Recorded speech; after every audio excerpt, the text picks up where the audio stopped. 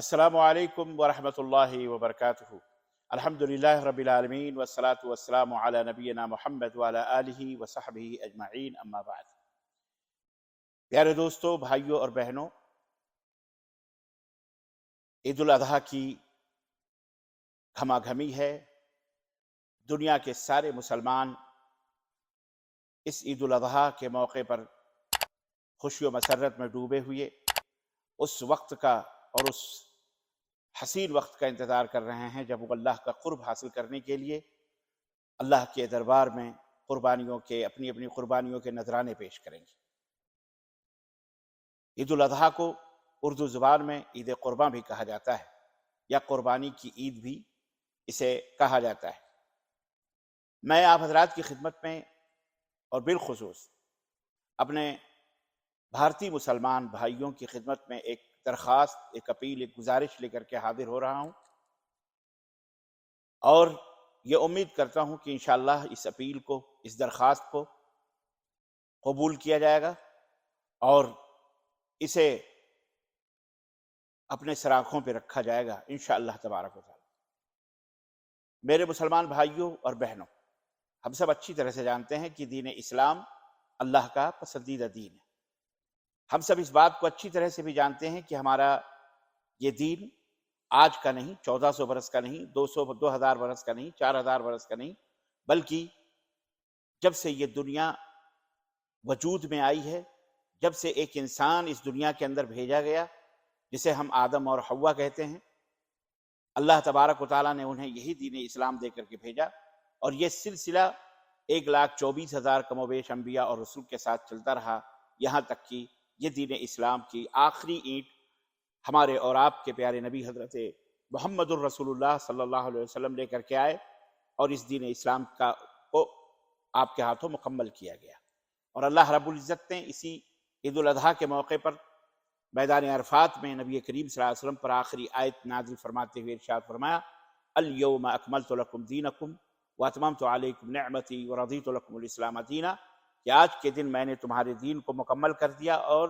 میں نے اپنی نعمت پوری کر دی، اور دین اسلام میرا پسندیدہ دین ہے، یہ بھی مکمل ہو چکا ہے۔ اور یہ بھی کہہ دیا گیا دوسری جگہ آیت کریمہ میں، وَمَن يَبْتَغِ غَيْرَ الْإِسْلَامِ دِينًا فَلَن يُقْبَلَ مِنْهُ وَهُوَ فِي الْآخِرَةِ مِنَ الْخَاسِرِينَ۔ اس دین اسلام کے سوا مرنے کے بعد کل قیامت کے دن اللہ کے دربار میں کوئی اپنا دوسرا دین، اپنا بنایا ہوا یا کسی کا بنایا ہوا دین اسلام کے سوا، اسلام کے علاوہ کوئی لائے گا تو اللہ اس دین کو اس کے منہ پہ مار دے گا، اس دھرم کو، اس مذہب کو اللہ قبول نہیں فرمائے گا۔ ہم سب اس بات کو بھی اچھی طرح سے جانتے ہیں کہ ہمارا دین اسلام امن و آشتی کا دین ہے۔ اللہ نے اسلام کے معنی ہی کے اندر سلامتی، امن، راحت، شانتی کا معنی رکھا ہوا ہے، اور اسلام ان تمام باطل عقیدے اور اوہام اور خیالات اور اندھ بھکتیوں کو تسلیم نہیں کرتا، بلکہ ان تمام سب چیزوں کا انکار کرتا ہے، ان سب چیزوں کا خاتمہ کرتا ہے۔ علی کل حال، عید الاضحیٰ کے موقع پر خاص طور سے بھارتی مسلمانوں سے میں مخاطب ہوں، اور یوں عالم اسلام میں جہاں کہیں بھی مسلمان رہتے ہیں ان کے لیے بھی، اور سب کے لیے بھی، جہاں جہاں یہ مشکلات ہیں ان کے لیے یہ درخواست، یہ اپیل ہوگی ہماری طرف سے، اور ان سے ایک درخواست ہوگی۔ دوستو اور بھائیو، جن حلال جانوروں کی قربانی کا حکم دیا گیا ہے اس میں 8 قسم کے جانور ہیں، 4 قسم کے نر اور مادے کے ساتھ، جس کے اندر آپ کو پتہ ہے اللہ تبارک تعالیٰ نے قرآن کریم میں ارشاد فرمایا، سورہ انعام آیت نمبر 143 اور 144 کے اندر، کہ ثمانیۃ ازواج من الضأن اثنین ومن المعز اثنین قل الذکرین حرم ام الانثیین اما اشتملت علیہ ارحام الانثیین نبئونی بعلم ان کنتم صادقین ومن الابل اثنین ومن البقر اثنین۔ یعنی 8 قسم کے جانور ہیں، بھیڑ میں سے 2 یعنی نر اور مادے، بھیڑ اور بکری میں سے 2 نر اور مادے، اور اے نبی آپ کہہ دیجئے کیا اس نے دونوں نر حرام کیے یا دونوں مادہ، یا وہ جس پر دونوں ماداؤں کے رحم لپٹے ہوئے ہیں؟ مجھے کسی علم کے ساتھ بتاؤ اگر تم سچے ہو۔ اور اونٹوں میں سے 2 اور گایوں میں سے 2، یعنی نر اور مادے اونٹ، اور گائے نر اور مادے یعنی بیل اور گائے۔ اللہ تبارک و تعالیٰ نے ان 8 جانوروں میں گائے کو بھی شامل کیا ہے، اور ہم سب کو اس بات کا بخوبی علم ہے کہ گائے کا مسئلہ یہ بھارت کے اندر بڑا حساس اور بڑا ہی انتہائی خطرناک مسئلہ ہے اور انتہائی متنازع فیہ مسئلہ ہے، اور قانون کی خلاف ورزی کی صورت میں سزا بھی ہے۔ تو میں اپنے تمام مسلمان بھائیوں سے درخواست کروں کہ اللہ تبارک و تعالیٰ نے آپ کے لیے مختلف جانوروں کی قربانیوں کو اپنے لیے پسندیدہ اور مرغوب بتلایا ہے، محبوب بتلایا ہے۔ اس کے اندر بکرے بھی ہیں، بکریاں بھی ہیں، بھیڑ بھی ہیں، دمبے بھی ہیں، اسی طرح سے اونٹ اور اونٹنیاں بھی ہیں۔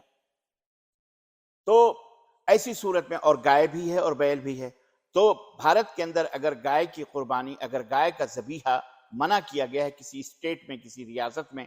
تو ہمیں چاہیے کہ ہم اس قانون کی مخالفت سے پرہیز کریں، ہرگز قانون اپنے ہاتھ میں نہ لیں، کیونکہ آپ کو معلوم ہونا چاہیے کہ اسلام قانون کی پاسداری اور اس کا لحاظ کرنے کا حکم دیتا ہے۔ میرا ماننا یہ ہے کہ ہر صاحب فہم اور ہر صاحب ادراک اور صاحب عقل یہی کہے گا کہ بھارت کی جن ریاستوں میں، بھارت کے جن اسٹیٹ میں گائے کے ذبیحے پر کوئی پابندی نہیں ہے، وہاں کے مسلمان بے شک وہ شوق کے ساتھ گائے کی قربانی کریں، اور لیکن جہاں پابندیاں ہیں، جہاں فتنے کا اندیشہ ہے، جہاں لڑائی بھڑائی کا خطرہ ہے، تو وہاں احتیاط کریں اور مکمل احتیاط کریں، کسی کے جذبات کو ٹھیس نہ پہنچے، کسی کے احساسات کو، کسی کے دھارمک آستھاؤں کو ٹھیس نہیں پہنچنا چاہیے۔ ہمیں اس خوشی کے موقع پر اس بات کا خیال رکھنا چاہیے۔ قربانی کے لیے جن حلال جانوروں کو اللہ تبارک تعالیٰ نے قرآن میں اور نبی کریم صلی اللہ علیہ وسلم نے حدیث میں جن کا ذکر قرآن و حدیث میں ملتا ہے، اس کی تیاری بڑے شوق سے کریں، یہی عین حکمت اور دانشمندی اور عقل کا تقاضا ہے۔ میں اس بات کو بھی مانتا ہوں کہ بھارت کی اکثریت گائے کو، اکثریت یا اقلیت جو بھی ہے، بہرحال گائے کو ماں کا درجہ دیتی ہے، اسے گو ماتا کے نام سے یاد کیا جاتا ہے۔ ان کی اپنی آستھا ہے، ان کا اپنا عقیدہ ہے، اور یہاں تک کہ اس کی پوجا پاٹ بھی کرتے ہیں، یہاں تک کہ اس کے غلاظت کو بھی، گوبر جس کو کہا جاتا ہے، اسے بھی کھاتے ہیں، اپنے جسم میں ملتے ہیں، یہاں تک کہ اس کے پیشاب کو بھی پیتے ہیں۔ یہ ان کی آستھا ہے، یہ ان کا عقیدہ ہے، یہ ان کا دھرم ہے، ہمیں اس سے کیا لینا دینا ہے۔ بہرحال تو اسی طرح سے گائے کے ذبیحے کے شبہے میں وہ کبھی کبھی انسانی خون بھی پی جاتے ہیں، اور قتل اور غارت گری کا بھی نعوذ باللہ استغفر اللہ، یعنی ان کے نزدیک گائے کے مقابلے میں انسان کی کوئی اہمیت اور کوئی قدر و قیمت نہیں ہوتی۔ لیکن کیا ہم قانونی دائرے میں رہ کر ان متشددین کے خلاف چارہ جوئی نہیں کر سکتے؟ بے شک کر سکتے ہیں۔ کیا ملک کے قانون سے کوئی بالاتر ہو سکتا ہے جو کہ پورے ملک میں افراتفری کا ماحول پیدا کر دے اور آزاد گھومتا پھرے، قتل و غارت گری مچا کر کے؟ ہرگز نہیں۔ تو میں درخواست کروں گا کہ جن علاقوں میں، جن ریاستوں میں، جن اسٹیٹوں میں گائے کی قربانی روا ہے، جائز ہے، اور وہاں منع نہیں ہے، تو وہاں کے مسلمان گائے کی قربانی کریں، لیکن جہاں قانونی پیچیدگیاں ہیں، مسائل ہیں، وہاں ان کے متبادلات جو ہیں، جیسے پاڑے ہیں، جیسے گائے ہے، جیسے پاڑے ہیں، جیسے بھینسیں ہیں، جیسے گائے کے بدلے میں آپ بھینس کی قربانی کر لیں، پاڑے کی قربانی کر لیں، اسی طرح سے بکرے ہیں، بھیڑ ہیں، اسی طرح اونٹ ہیں، اونٹنیاں ہیں، ان متبادلات جو ہیں اس کے بدلے میں اس کو آپ استعمال کریں۔ کیوں خود کو اور اپنے اہل و عیال کو، اور یہی نہیں اپنے رشتہ داروں کو، اعزاء کو آپ مشکلات اور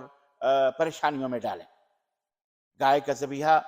آپ کو پتہ ہے کہ سیاست کی انگیٹھی کا شعلہ بن چکا ہے، جس میں موقع بموقع سور پھونکا جاتا ہے، اور خاص طبقے کو، معتقدین خاص جو بھگت ہوتے ہیں، ان کو ورغلایا جاتا ہے، انہیں مبہوت کیا جاتا ہے، انہیں قتل و غارت گری پر اکسا کر کے، اور ایک ملک کے امن اور شانتی کو بھنگ کر دیا جاتا ہے۔ معلوم ہونا چاہیے کہ بھارت کی سرزمین، یا بھارت ایک ایسا ملک ہے دنیا کے اندر جو گوشت برآمد کرنے والے ملکوں میں سر فہرست آتا ہے، وہ بھی بڑے کے گوشت۔ جی ہاں، اقوام متحدہ کے فوڈ اینڈ زراعت آرگنائزیشن اور یورپی یونین کے تحت بھارت نے 212 میں سب سے زیادہ گوشت برآمد کیا تھا، لیکن جاہل عوام ان سب چیزوں کا اعتراف کرنے کے بجائے غبارے میں مگن ہیں۔ علی کل حال بقرعید کے اس موقع پر مسلمان بھائیوں کو چاہیے کہ کمال دانشمندی کا وہ ثبوت دیتے ہوئے کوئی ہرگز ایسی حرکت نہ کریں جس سے ملک اور معاشرے کی فضا خراب ہو یا خراب ہونے کا خطرہ ہو۔ ملک دشمن عناصر جو دیش دروہی لوگ ہیں وہ اسی فراق میں رہتے ہیں، جو دشمن ہیں وہ اسی تاک اور جھانک میں لگے رہتے ہیں کہ کہیں سے انہیں شہ مل جائے اور فرقہ وارانہ ہم آہنگی جو ہے، فرقہ وارانہ ہم آہنگی درہم برہم وہ کر دیں۔ اس لیے میرا مشورہ ہے بھارتی مسلمانوں سے کہ اس بدبودار فضا کو سمجھیں اور ہوش و حواس سے کام لیں، کسی کے بہکاوے میں نہ آئیں، کیونکہ اپنے ہاتھوں کی کمائی کبھی کبھار اپنے لیے تعذیب اور مشکلات کا سبب بن جاتی ہیں، جو صرف ایک خاص شخص تک محدود نہیں رہتی بلکہ قبیلہ، خاندان، بسا اوقات گاؤں، یہاں تک کہ علاقے، یہاں تک کہ شہر کے شہر چپیٹ میں آ جاتے ہیں۔ میرے مسلمان بھائیوں، اللہ تبارک و تعالیٰ نے ہمیں وہ دین عطا فرمایا ہے، ہمیں وہ اسلام عطا فرمایا ہے، اور اللہ نے قرآن کریم میں یہ حکم دیا ہے لا تسبوا الذین یدعون من دون اللہ فیسبوا اللہ عدوا بغیر علم۔ ان لوگوں کے معبودوں کو گالیاں مت دو جو اللہ کے سوا غیروں کو پکارتے ہیں، اپنا مددگار اور حاجت روا سمجھتے ہیں۔ ان کو برا بھلا مت کہو، کیوں؟ نادانی اور جہالت میں وہ تمہارے اللہ کو پلٹ کر گالیاں دیں گے۔ جس اسلام نے یہ تعلیم ہم کو دی ہے تو آپ اندازہ لگا سکتے ہیں کہ غیر اللہ کو پکارنے والے، اللہ کے سوا دوسروں کو اپنا مددگار، یعنی اللہ کو چھوڑ کر غیروں کی عبادت کرنے والوں کے ساتھ اتنی رواداری اور اتنی مروت اور اتنے ٹولرنس کا حکم دیا کہ آپ ان کے معبودوں کو گالیاں نہ دیں۔ تو اب آپ سوچیں، جب گالیوں سے منع کیا اسلام نے، تو اگر وہ اپنے معبود وہ اس قدر کسی چیز کو اپنا اس سے محبت کرتے ہیں کہ اس کے پیشاب اور گائے تک کو وہ پوتر سمجھ کر کے کھاتے اور پیتے ہیں، تو آپ سوچئے کہ ان کے ذبح کرنے کو وہ کتنا برا سمجھیں گے۔ اس لیے اسلام نے ایسے ماحول میں جہاں ایسے لوگ ہیں، ان لوگوں کا بھی خیال کرتے ہوئے اس سے دور رہنے کا حکم دیا ہے کہ آپ ایسی فضا سے دور رہیں اور ایسا ماحول کریٹ نہ کریں تاکہ لوگوں کے لیے مشکلات پیدا ہوں۔ میں تمام مسلمان بھائیوں اور بہنوں سے اپیل کروں گا اور درخواست بھی کروں گا کہ عید الاضحیٰ کے، بقرعید کے اس موقع پر وقت اور حالات کے مطابق، یا ہمیشہ بھی، بقرعید ہی نہیں بلکہ ہمیشہ جن ریاستوں اور علاقوں میں یا اسٹیٹوں میں ایسی فضا ہے، حالات کے اور وقت کے مطابق زندگی گزارنا سیکھیں، مذہبی استحصال کا شکار نہ ہوں، آئین اور ملک کے قوانین کا لحاظ کریں، اس کی پاسداری کریں، کس قانون کو اپنے ہاتھ میں ہرگز نہ لیں، کسی کے بہکاوے میں، کسی کے بھڑکاوے میں، کسی کے اشتعال انگیزی میں ہرگز جذبات میں نہ آئیں، نہ جذباتی بنیں، خود سے سوچیں، اپنے دماغ سے سوچیں اور ماحول کے حساب سے اپنی ڈائری تیار کریں۔ عقل مند انسان وہی ہے جو وقت کو پہچانے اور جائز چیزوں کی پاسداری کرتے ہوئے آخرت کے لیے محنت اور جد و جہد کرے اور اس دنیا کو خیرباد کہہ کے اللہ کی طرف چلا جائے۔ اللہ ہمیں اپنے تمام حفظ و امان میں رکھے اور تمام مسلمانوں کو دنیا میں اپنے حفظ و امان میں رکھے، اور ہمارے وطن، ہمارے دیش، ہمارے بھارت اور ہمارے بھارت کے لوگوں کے اندر اللہ تبارک تعالیٰ اکتائیت اور محبت اور اخوت اور آپس میں میل جول پیدا فرمائے، اور ہمارے وطن کی، ہم سب کے وطن کی، جہاں کہیں بھی رہتے ہیں ہم، اللہ سب کے وطنوں کی حفاظت فرمائے اور سب کو اپنے اپنے وطن سے محبت کرنے والا بنائے اور اس کی حفاظت کرنے والا بنائے۔ آمین یا رب العالمین۔ خوش رہیے، خوش رکھیے۔ عید الاضحیٰ کی یہ مبارک گھڑیاں آپ سب کو مبارک ہوں۔ اللہ تعالی ہمیں اس عید کے قربانی کے موقع پر اللہ ہم سب کی قربانیوں کو قبول فرمائے اور ہم سب کو جنت الفردوس عطا فرمائے اور اپنی رضا اور خوشنودیاں عطا فرمائے اور پوری دنیا کے اندر امن و امان عطا فرمائے۔ آمین یا رب العالمین۔ وصلی اللہ علی نبینا محمد وعلی آلہ وصحبہ اجمعین۔ والسلام علیکم ورحمۃ اللہ وبرکاتہ۔